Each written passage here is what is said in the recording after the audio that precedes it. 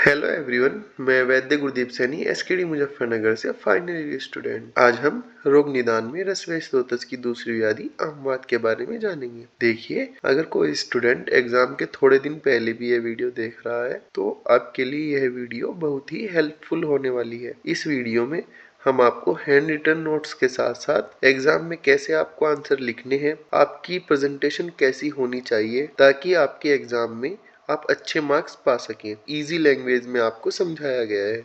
तो वीडियो को स्किप न करें और लाइक, शेयर एंड सब्सक्राइब। तो आज हम बात करने वाले हैं आमवात, जिसका कोरिलेशन मॉडर्न में देखें तो रूमेटॉइड आर्थराइटिस से किया गया है। तो सबसे पहले देखते हैं कि निरुक्ति या परिभाषा, आमवात होता क्या है।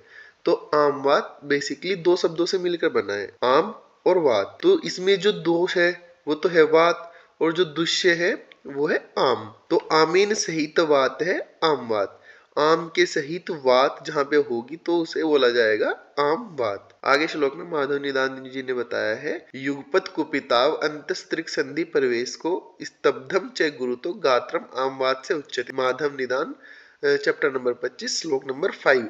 तो इसमें बताया है कि जब आम व वात दोष बोला गया ना, युगपत दोनों एक साथ, ठीक है, एक साथ प्रकोपित होकर शरीर में कोष्ठ, त्रिक प्रदेश और संधियों में प्रविष्ट होकर सोत, शूल व स्तब्धता मतलब स्वेलिंग, पेन और जकड़ाहट उत्पन्न करते हैं, तब वह आमवात रोग कहलाता है। व्याधि परिचय, आमवात का सर्वप्रथम वर्णन माधव निदान में आया है। तो माधव निदान जी से पहले इसका कहीं स्पेसिफिक वर्णन नहीं मिला है। माधव निदान जी ने इसका अलग से चैप्टर में वर्णन किया है, माधव निदान 25 में। आमवात संधिशोथ, स्तब्धता एवं शूलित व्याधि, जैसे कि पहले बता दिया है कि आमवात में क्या क्या हो रहा है कि जहाँ पे भी आम और वात प्रवेश कर जा रहे हैं तो उससे क्या हो रहा है कि जैसे अगर संधि में प्रवेश कर गए तो संधि में स्वेलिंग हो रही है, उसमें जकड़ाहट हो रही है, स्तब्धता हो रही है, या फिर उसमें पेन हो रहा है।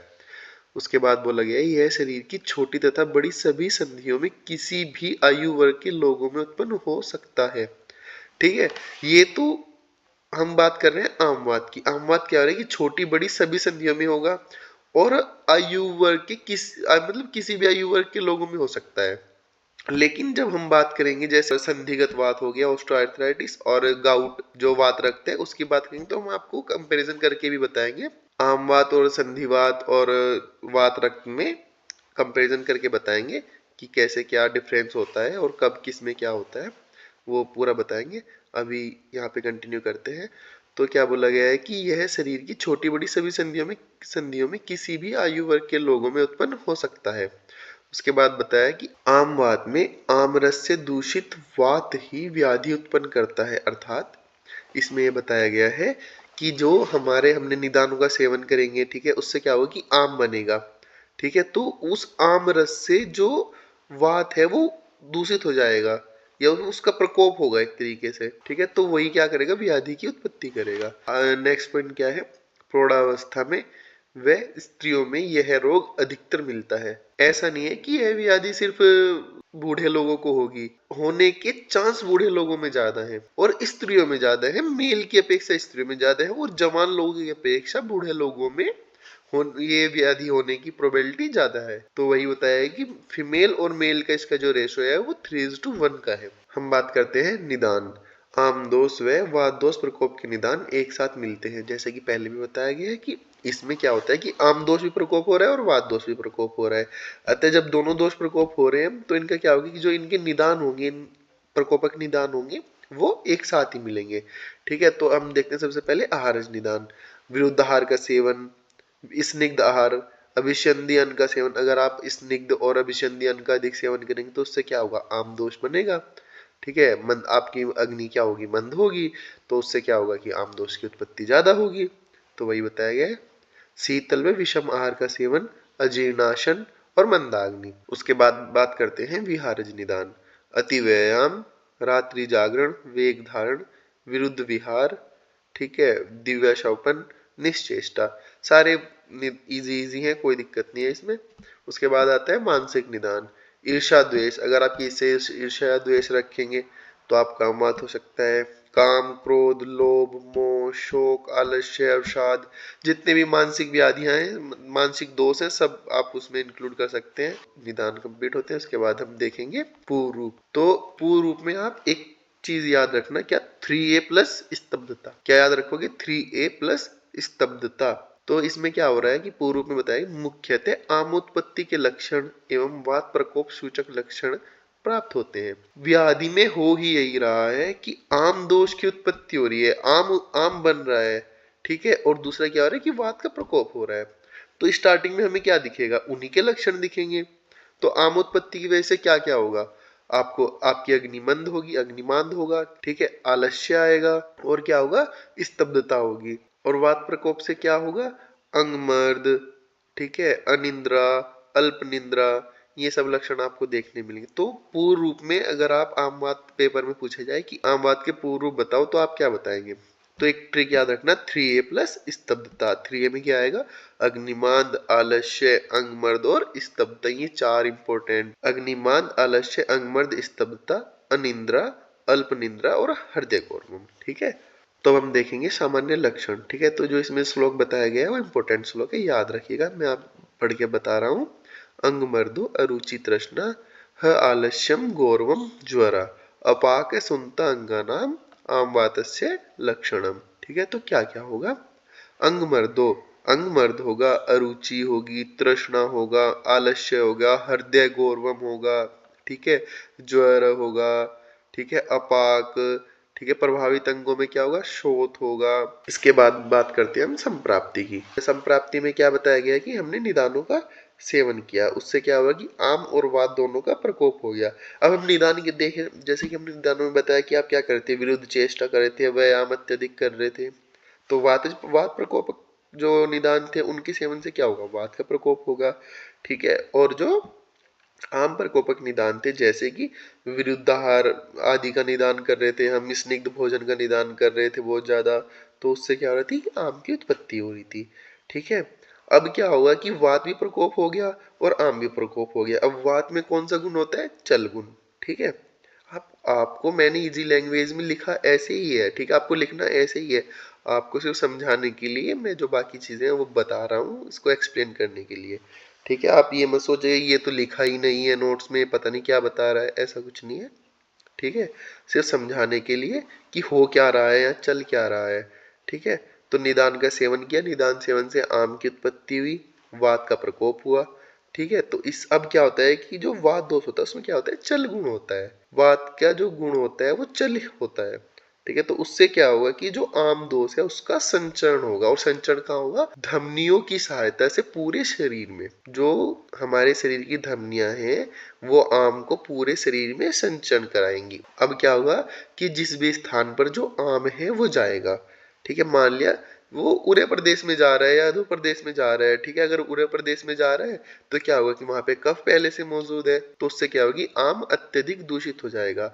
अब क्या होगा कि जो दूषित आम है उसका श्लेष्म स्थानों में स्थान संशय होगा, ठीक है। श्लेष्म स्थान कौन कौन से हैं? ठीक है, जहां पे कफ की प्रधानता होती है, कहाँ कौन कौन से? त्रिक प्रदेश में होगी, उरय प्रदेश में होगी, संधियों में होगी, आमाशय में होगी। तो अगर वो उरय प्रदेश में जा रहा है तो क्या कर, उरय प्रदेश में जाएगा तो कहाँ जाएगा? मेनली हृदय में जाएगा, और वहां पे क्या करेगा? हृदय गौरव उत्पन्न करेगा। अगर वो संधि में जा रहा है, ठीक है, तो वहां पे क्या करेगा? संधि शूल उत्पन्न करेगा, संधि शोथ उत्पन्न करेगा, स्तब्धता करेगा। वही सिर्फ समझाने के लिए बता रहा हूँ। लिखना आपको ये कि निदानों का सेवन किया, आम और वात दोनों का प्रकोप हुआ, वात के चल गुण की वजह से आम का जो संचरण है वो संपूर्ण शरीर में धमनियों की सहायता से हुआ, ठीक है। तो धमनियों के द्वारा सर्व शरीर में संचरण, स्थानिक दोषों से आम अत्यधिक दूषित हो गया। अब जहां पे भी जाएगा वहां के जो स्थानिक दोष होंगे उसकी वजह से आम क्या होगा? और दूषित हो गया। अब क्या होगी? जो दूषित आम है इसका श्लेष्म स्थानों में स्थान संचय, श्लेष्म स्थान त्रिक प्रदेश, उरय प्रदेश, संधि प्रदेश, इनमें उससे क्या होगी? रस व स्त्रोतो संग हो गया। उससे क्या होगा कि अगर वो संधि में बैठ गया, जाके संधि में स्थान संचय हो गया, तो उससे क्या होगी? संधि में सूल होगा, शोथ होगा, स्तब्धता आदि ये सब लक्षण उत्पन्न होंगे। और यही क्या है? आमवात, ठीक है। तो अब हम बात करेंगे इसके संप्राप्ति घटक की। ठीक है, तो संप्राप्ति घटक में क्या बताया गया है, वात पित्त कफ तीनों दोष प्रकोप होंगे, लेकिन मुख्यतः क्या व्याधि है, आपने हमने जैसे कि पढ़ा तो उसमें क्या बताया था कि आम प्रकोप होगा और वात प्रकोप होगा। तो अगर आम प्रकोप हो रहा है तो कफ का भी प्रकोप होगा एक तरीके से। अगर कफ की अधिकता होगी तभी तो अग्निमंद होगी, और अग्निमंद होगी तो आपका आम बनेगा। तो इसलिए त्रिदोष प्रकोप में विशेषतः वात का प्रधान। उसके बाद बात करते हैं दुष्य। तो दुष्य क्या क्या हो गया, रस रक्त मांस स्नायु कंडरा अस्थि और संधि। स्त्रोतस क्या है, रस व स्त्रोतस हमने पहले बता दिया है। अधिष्ठान श्लेष्म स्थान, ठीक है, संप्राप्ति में बताया श्लेष्म स्थान कौन कौन से होंगे, संधि होगा, आमाशय, उरह प्रदेश, ठीक है, त्रिक प्रदेश, ये सब। उसके बाद बात करते हैं स्तोत्र दुष्टि। तो संग और विमार्गमन, अग्नि की स्थिति कैसी होगी, अग्निमान अग्निमान होगा तभी तो आम बनेगा, ठीक है। उसके बाद साध्य साध्यता, क्रश साध्य या याप्य। अब हम बात करते हैं आमवाद के भेद। तो भेद क्या होंगे कि दो दो प्रकार से देखे जाएंगे, एक तो लक्षण की तीव्रता के अनुसार और दूसरा होगा दोषानुसार। अगर हम लक्षण की तीव्रता के अनुसार देख रहे हैं तो उसमें क्या होंगे, दो प्रकार के होंगे, आशुकारी या तीव्र अवस्था मतलब एक्यूट फेज, जैसे स्टार्टिंग वाली। उसके बाद आता है चिरकारी या जीर्ण अवस्था या क्रोनिक फेज। तो इसमें क्या है कि आशुकारी ये तो क्या है कि तुरंत जो लक्षण देखने को मिल रहे हैं वो, और एक है फिर चिरकारी की बहुत लंबे समय तक चली आ रहा है, मतलब धीरे धीरे उसकी क्या लक्षण और देखने को मिलेंगे। उसके बाद बात करते हैं दोष अनुसार भेद। तो दोष अनुसार कौन कौन से तीन दोष होते हैं, वात पित्त कफ, तीनों को मिलाकर क्या होता है, सन्निपातज। तो इसमें क्या बोला है कि वातोत्लवण आमवात, पित्तोत्लवण आमवात, कफोत्लवण आमवात, ठीक है, और सन्निपातज आमवात, चार प्रकार के होते हैं। तो हम सबसे पहले देखेंगे, अब हम देखते हैं आशुकारी या एक्यूट फेज। आशुकारी आमवात, तो इसमें क्या होगी, हस्त पाद गुल्फ त्रिक आदि संधियों में पीड़ा युक्त शोथ होगा और वृश्चिक दंश वेदना होगी। अब वृश्चिक दंश वेदना क्यों हो रही है, अब जैसे कि हमने संप्राप्ति में बताया था कि जो आम दोष है, उस आम दोष का क्या हो रहा था, स्थान संशय कहाँ पे हो जा रहा था, संधियों में हो जा रहा था, ठीक है। लेकिन साथ में क्या हो रहा था कि वात भी बढ़ी हुई थी। अब लेकिन वात वात क्या करना चाहेगी कि आम को अपने साथ, वात में चल गुण होता है तो वो उसको अपने साथ इधर उधर ले जाना चाहेगी, उसका संचरण करना चाहेगी। तो आम दोष का जैसे संचरण होगा तो क्या होगा, संचारी वेदना उत्पन्न होगी, अपनी जगह से खिसकने के कारण, जहां उसका स्थान संशय हो गया वहां से थोड़ा भी हिलेगा तो उसके कारण क्या होगी, जो वेदना होगी उसे कोई वृश्चिक दंश वेदना कहा गया है। आम वात के जो लक्षण है वो देखने मिले, अग्निमान, अरुचि, आशय, आनहा, मूर्छा, विबंध, तृष्णा। उसके बाद आएगा चिरकारिक आम वात, क्रोनिक फेज, ठीक है। इसमें क्या होगा कि अंग वैकल्य, फ्लेक्शन डिफॉर्मिटी, खंज अस्थि विकृति, अल्नर डेविएशन, ठीक है, स्वान नेक डिफॉर्मिटी। उसके बाद क्या होता है, अंगुली वक्रता, जो उंगलियां हैं उनका मुड़ जाना। उसके बाद बात करते हैं वातोत्लवण आमवात, ठीक है। वातोत्लवण आमवात में क्या होगा कि वात की उत्पत्ति ज्यादा होगी तो उससे क्या होगा कि तीव्र संधि शूल होगा, विबंध होगा, उत्साह हानि, भ्रम, ये सब हो गए जो भी वात के कारण उत्पन्न होने वाले लक्षण है वो अत्यधिक मात्रा में देखने को मिलेंगे। उसके बाद बात करते हैं पित्तोत्लवण आमवात। इसमें क्या होगा कि अतिदाह, पिपासाधिक्य, मृदु ज्वर, मूर्छा, वही जो भी पित्त के कारण होने वाले लक्षण है वो अधिक मात्रा में देखने को मिलेंगे। उसके बाद बात करते हैं कफोत्लवण आमवात। इसमें क्या होगी, जो भी कफ के लक्षण है वो अधिक मात्रा में देखने को मिलेंगे, जैसे कि गुरुत्व, कंडू, अग्निमांद, बहुमूत्रता। सन्निपात जो आमवात है उसमें क्या होगा, उसमें तीनों के लक्षण निश्चित रूप से देखने को मिलेंगे, ठीक है। उसके बाद बात करते हैं साध्य असाध्यता की। साध्य असाध्यता में बताया गया है कि जो नवीन आमवात होता है वो साध्य होता है, और जो एक दोषज मतलब एक दोष की वजह से और अल्प संधियों में उत्पन्न हो रहा है जो आमवात वह साध्य होता है। लेकिन वही अगर दो दोष की वजह से अल्प संधियों में उत्पन्न हो रहा है आमवात तो वो याप्य होगा, ठीक है। उसके बाद होता है सन्निपातिक व सर्व शरीरगत संधियों में उत्पन्न आमवात क्रश साध्य होगा, मतलब बहुत ही मुश्किल से ठीक होगा, क्रश साध्य, ठीक है। उसके बाद आता है यह असाध्य नहीं है, ठीक है। जो आमवात है वह असाध्य नहीं है, ऐसा नहीं है कि वो सही नहीं हो सकता। अगर आप अच्छे से उसका ट्रीटमेंट करेंगे, निदानों का मतलब अगर आप ध्यान रखेंगे, निदानों का सेवन नहीं करेंगे तो ये सही हो सकता है। तो इसी के साथ आमवात खत्म होता है। आशा करता हूँ आपको वीडियो अच्छी लगी होगी। Like share and subscribe. Thank you so much.